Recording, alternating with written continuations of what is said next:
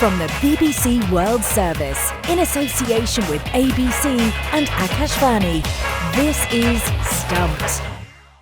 Hello and welcome to Stumped, your intercontinental hit of news, features and debate from the quirky world of cricket. I'm Alison Mitchell in London, back from a short break in Jersey. That's part of the Channel Islands, so not too far off the north coast of France. Very pleasant it was too. We've since then had the 100 finals for men and women, and now Test cricket is back with Sri Lanka taking on England here in what I'm afraid has been a very chilly and quite glum Manchester. So let's hope summer isn't over just yet. Well, if it's not raining, it ain't Manchester, I guess. It's Jim Maxwell for the ABC here in Sydney, and we're having this sort of pre-season speculation about is Steve Smith going to open for Australia this summer? And Nick Hockley, as we'll be talking a bit later about, is making way at Cricket Australia, so they have to start looking for a new CEO. I'm Charu Sharma in Bangalore, and with the Indian monsoon on, if it ain't raining, it ain't Bangalore either, because it's raining just about every day. And that's been a bit of a problem for our premium Karnataka T20 tournament, the Maharaja Trophy, which I was doing. I say was because I've taken a day off and probably need to take a couple other days off because my back's really sore. Sorry about that. But hey, we've got to be up for Stumped. So I'm running on fumes right now. But let's do this. Thanks for making the effort, Cherry. We appreciate it. Hopefully you won't have to groan your way through the programme. And now coming up this week, we're going to ask what can be done to get more women into leadership roles in cricket. We'll hear from the female chair of Northern Superchargers, Kirsty Bashforth. But first, a late change in venue for the upcoming Women's T20 World Cup. It's been moved from Bangladesh because of civil unrest in the country, and it will now be played in the United Arab Emirates. Dubai and Sharjah will host the matches between the 3rd and 20th of October, and the ICC have explained that a number of governments of the teams taking part in the World Cup had issued travel advisories against going to Bangladesh, so that just made it unfeasible for the tournament to be hosted there. They do say that Bangladesh retains hosting rights, and in a statement the ICC have said that they look forward to taking an ICC global event to Bangladesh in the near future. But Jim, that is a big blow for the country, isn't it, for Bangladesh, not hosting the tournament, but it also feels like a bit of a blow for the tournament itself, because you can't imagine the crowds are going to match the fervour that we would have seen if it was hosted in Bangladesh. All very disappointing, but that's the reality in Bangladesh with the upheaval there.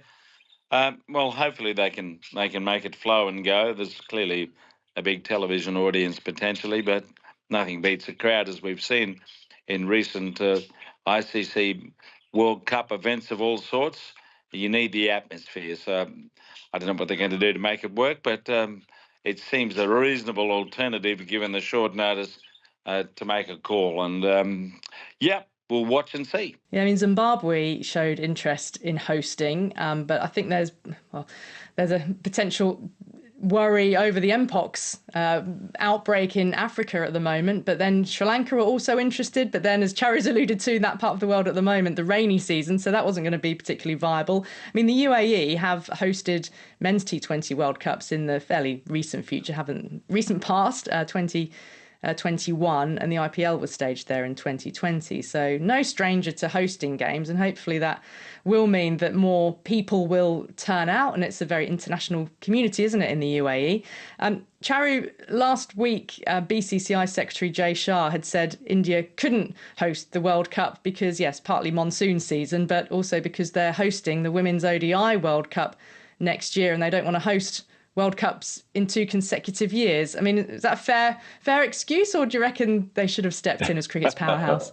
Well, I don't think the Indian board needs an excuse, but it's not a question of couldn't so much, because I think the monsoon really goes away by late September. So, and there's a fair amount of cricket being played even now during the monsoon. So that's probably not the reason, much more so, and not a question of consecutive World Cups either, because really, I mean, the more the merrier in India.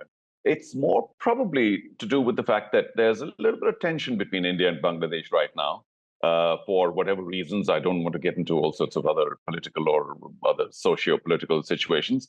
But I think India could easily have hosted the Women's World Cup because of the infrastructure here. But perhaps, of course, the UAE is ideally placed because not much goes on in there.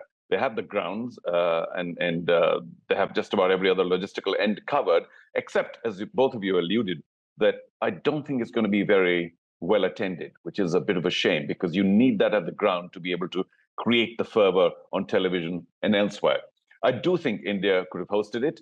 They've got many grounds, and even though there are some series in India, home series, but with so many grounds, maybe 25 that can easily host international matches, I really think India could have put their hat in the ring. But Alison, even though it's October and it could be a little cold in England, it almost always is, could England have not stepped forward? Yeah, it's an interesting one, isn't it? I mean, I was looking to see how deep into the year cricket has been played in recent times, and in October, the cricket season mostly finishes in September. There was a circumstance, maybe 3-4 years ago, 2021, that's right. The men's county season finished on the 3rd of October, which is the latest that I can recall the cricket season professionally ever finishing in England. So yes, weather of course would be a factor. I mean, sometimes we have, beautiful balmy Septembers. Sometimes in September, you really feel that kick of autumn and you can be sitting in a freezing commentary box and the weather kicks in. And certainly October, you're much more likely to have rain. I also just wonder whether, by then, yes, grounds have planned for it to be the off season. So some of them would even have like pop concerts ready to be staged on their grounds, not least winter functions and so on. But Alison, yes. One, do you have enough grounds? I think you do, even if some grounds are booked for something else. And two, is it the cold or is it rain in all of October or the first half at any rate? It would be sort of rain rather than actual cold. 'Cause, I mean, crikey, it's chilly in Manchester at the moment, but we can have very mild Octobers. You just don't know. But I hadn't heard that the ECB was necessarily thinking of it, or that ICC were pushing for them at all to host it.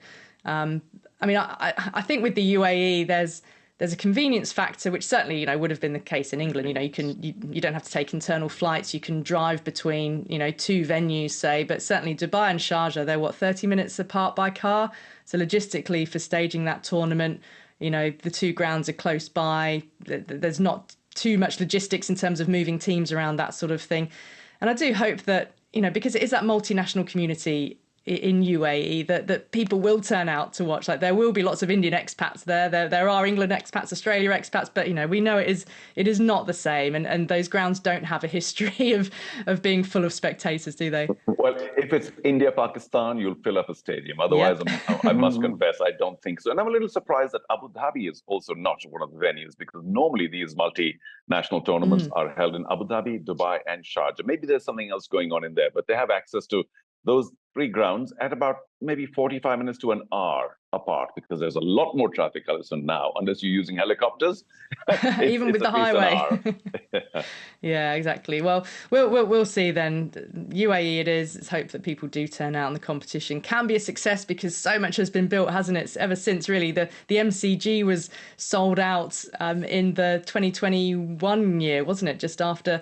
Oh, no, sorry, it's just before the pandemic struck. That was in early 2020 when the MCG set that record, and Katy Perry was dancing on the stage. So we won't have any of that in the UAE, but let's hope it's still a successful tournament. Next on Stumped, how can more females get into leadership roles in cricket? The ICC have just launched the latest edition of their 100% Cricket Future Leaders programme, and I've been a mentor on that programme before. This year, it's focusing on developing women who are in administrative positions in cricket. Now, our producer Charlotte Swift has been looking at the board makeup of the 12 full member nations of the ICC, and the percentage of women on those boards who are making crucial decisions for the game is just 17%.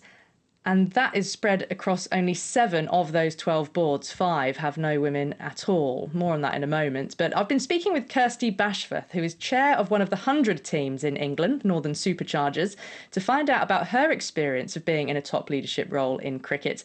And I first asked her just how that role came about for her. I've just finished my second season as the chair, which has been an absolute immense privilege, as well as just a joy. I applied for the role a year and a half ago. I grew up in a family sort of surrounded by sport. I'm from the Isle of Man, and there's a lot of two-wheeled sport, motorcycles, bicycles, etc. But I grew up with a grandfather who played rugby for Ireland, a father who played national level sport in the Isle of Man and became a sportsmaster. So always been passionate about sport, always watched sport. Big Man United fan, and I've always wanted to be involved in sport in leadership, combining my corporate background with my sporting passion.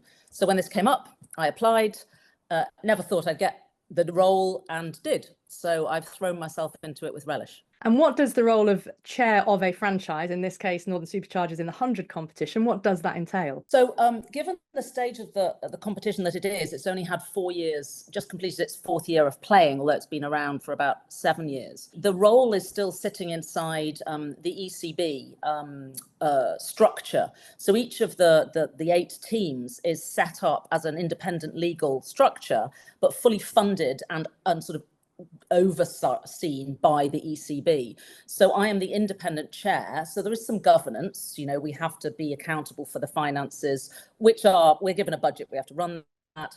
We're accountable for signing off the draft strategy, the players, ensuring the staff are in place, coaches, etc. So that's one element. But I think the bigger element, given the stage the competition is at, is an ambassadorial one. So I take every opportunity I can to engage with people about the statistics, about the market we're trying to go for, and just take every opportunity for every interview to talk to people and bring cricket and this new structure we've got across the men and women in England and Wales to people's consciousness, to get more and more people in cricket. So it's ambassadorial, I would say, is probably 75% of the role. What is the gender balance amongst the board at Northern Superchargers where you sit? Yes, it's not tremendous, I have to say. I mean, I am the chair, so that's good. But we do have, and then we have 4 men. 2 are one is the CEO of the Durham Cricket Club, one is the CEO of Yorkshire Cricket Club. That's just how it's set up at the moment. And then I have 2 other guys, one who has a corporate role in sports, and one who is young and understands the global market as well. So yes, we could definitely do better on our gender balance. What do you think, I mean, when we look at cricket on a global scale, we're noting that the ICC has just launched its 100% Future Leaders programme, which this particular year is focusing particularly on administrative roles and encouraging women into those leadership positions. What do you feel it takes to advance to that level? And you're somebody who works, you know, outside of the game and then is able to come in at a non-exec and chair position on a board. But even for women sort of within the game, what does it take to climb that ladder? I think it's a number of things, and it's probably not one path that's unique to individuals, unique to the environment, but I think you have to have passion for what you want to do for a start off. If you don't have passion, it's going to show, particularly if you're in a minority. Having passion and energy is vital. Ambition, being clear what that ambition is, and being unashamed and unafraid to share it and say, this is what I want, this is what I'm going for, and being crystal clear on that. Don't apologize for it. I do think the number of girls and women playing cricket more and the explosion of that across the world helps, because it moves things up from the ground up and gets more and more people involved, and more people questioning, why aren't there more women at the top of sport? So I think it's a number of angles. I think more women in leadership positions in the media, talking, commentating, discussing, punditing on cricket is important. And then middle management moving up, but I think also the women at the top, mentoring, guiding, and giving back to those who are on their way up as well. There's nothing worse than women getting to the top and pulling up the ladder and going, thanks, I'm here. So giving back. It's a number of factors, and each of the environments is very unique. I don't think there's one path, and there's a lot more to do. And when we looked at the boards across the 12 full member nations of the ICC, there are 154 people, members on those boards, and only 26 are female, which is just 17%. And of the boards at BCCI Sri Lanka, Afghanistan, Bangladesh, Pakistan, solely male boards. And is it a male-female issue? Is there a cultural element to this as well, which seems quite clear to see? I think there will always be a cultural element. Different geographies, nations, environments have different paces at which they're going, and there are different flavors and histories. But I think there are ways that we could improve this, and we could learn a little bit from the corporate world on this. To me, it's not about setting quotas, because that can set people apart, but you can set voluntary targets around a defined population. Back in the UK stock market, in the FTSE, back in 2011, there were only 9.6% of the FTSE, the top 100 companies. 9.6% of those board members were women. And an outside panel set a challenge to those 100 companies and said, how can you get to 20%, 25%, wherever?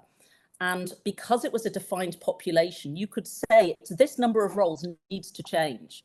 And because that population all knew each other, it almost became an internal competition to see who could get there faster. And then the people who weren't started to look a bit like laggards. They're left behind. Yeah. And now, fast forward to 2024, there are over 33% of board seats in the top 100 companies in the UK FTSE that are populated by women. And that has been purely voluntarily. And it has been, I mean, you could say name and shame. It's not really name and shame. It's more who wants to do the right thing, but using a defined population. You know, if I look at the ICC, 154 seats there, that's a defined population that together voluntarily people could get at. And what about you yourself then, Kirsty? Because we know that the 100 teams are going to be up for sale over autumn and winter. So I guess that creates quite a lot of uncertainty for the current boards that are in place. You don't know quite what will happen. I mean, would you ever branch out and look at other franchise leagues around the world? I mean, talking about sort of women in leadership roles, there's some pretty hard-hitting and big-hitting women involved in the Indian Premier League. I would relish that opportunity. I spent the first 24 years of my corporate career at BP, the energy company. So I grew up in a global environment, and I've traveled to loads of places, including, you know, about 60 odd countries. So I love global environments. That's where I flourish, and I relish the opportunity that when and if the investment comes into the 100, each of the team co-boards currently as they are will be disbanded and reset up. So yes, I don't know what the future holds, but I would love to continue to be involved. And yeah, an international franchise, absolutely. Goodness me, I would jump at the opportunity. Well, it's great to hear your passion coming over. It's evident to see as well. And congratulations on what you've achieved so far, the 2 years at Northern Superchargers. And thank you so much for being with us on Stumped. That was Kirsty Bashforth, Chair of Northern Superchargers. Really great to get her perspective. Now, that is all we've got time for on this week's Stumped. So I'll say thank you to Jim Maxwell and Charis Sharma and to all of you. And we'll see you again next week. Until then, bye for now.